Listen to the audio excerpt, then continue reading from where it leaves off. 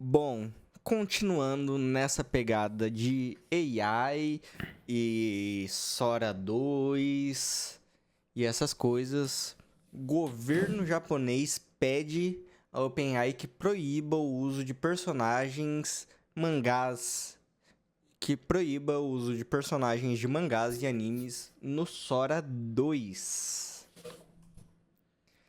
Pois é, gente. Ué,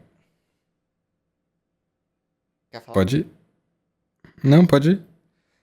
Bom, gente, como é que eu vou falar? O Japão, ele é um país muito desenvolvido e ao mesmo tempo muito conservador, tem várias coisas. Mas uma coisa que é clara é o orgulho do Japão pelos seus animes e seus mangás. Principalmente quando a gente fala desses caras aqui.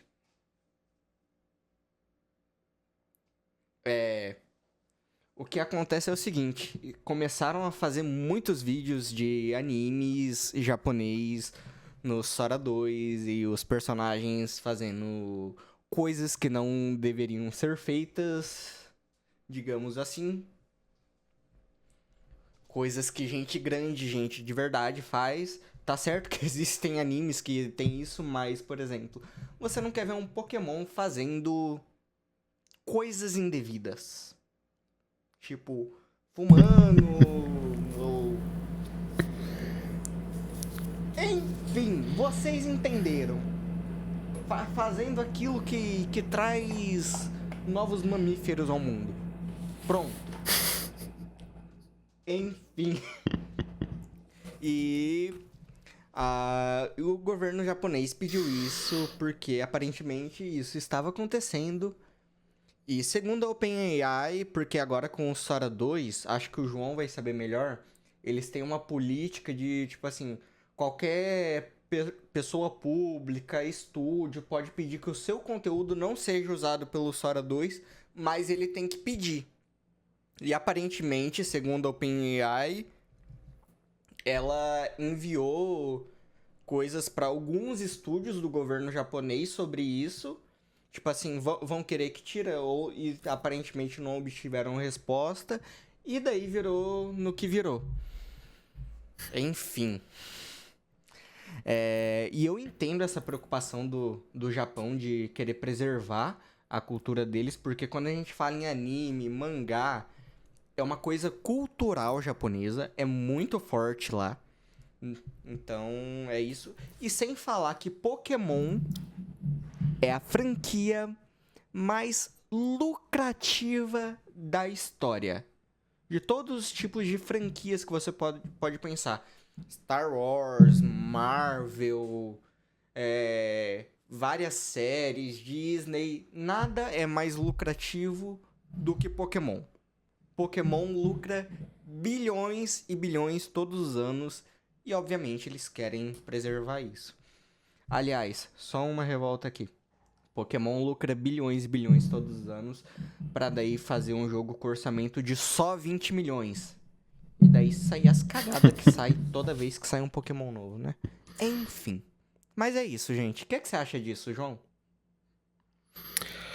Olha, teve uma coisa que o próprio Sam Altman da OpenAI falou em um podcast que é cada vez mais esse tipo de modelo vai ter cada vez mais capacidade de enganar a sociedade de qualquer maneira. Então, começa a ficar difícil o ponto de equilíbrio disso, onde até que ponto a gente consegue controlar esse tipo de criação, como o Sora permite que você que tem um estúdio, você que seja uma pessoa pública, proíba que ela use a imagem daquilo que te pertence para fazer geração de vídeo, só que eu não sei até onde isso pode ter controle.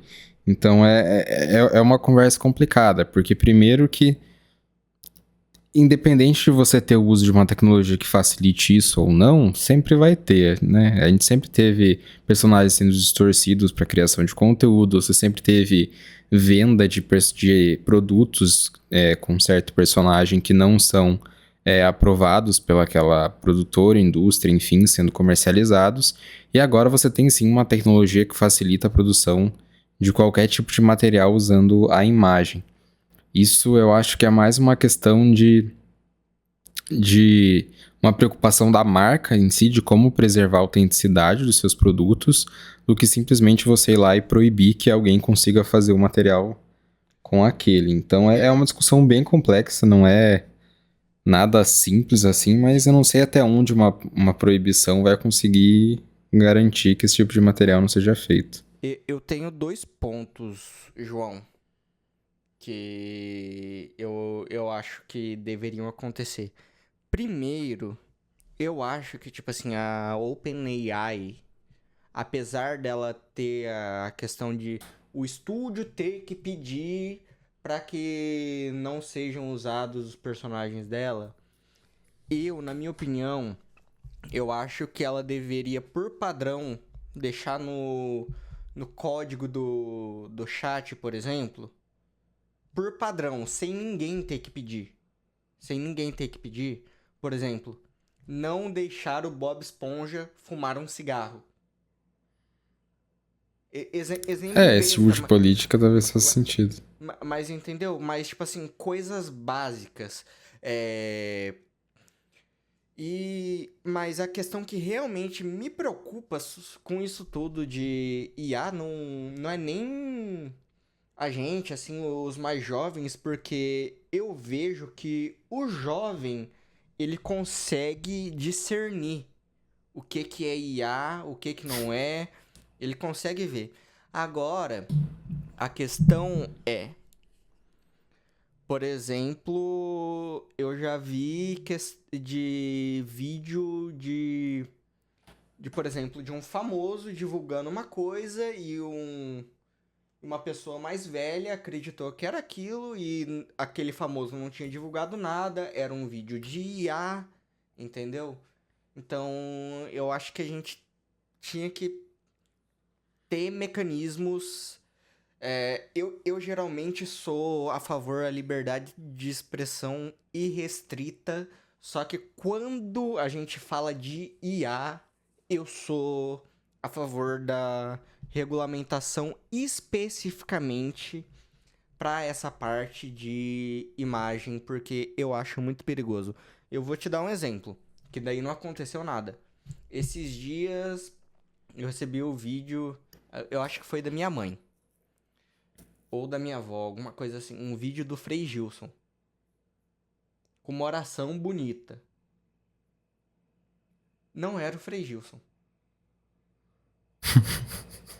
Entendeu? Agora, substitua isso por um vídeo de um famoso vendendo um celular baratinho ou uma geladeira ou divulgando uma casa de aposta.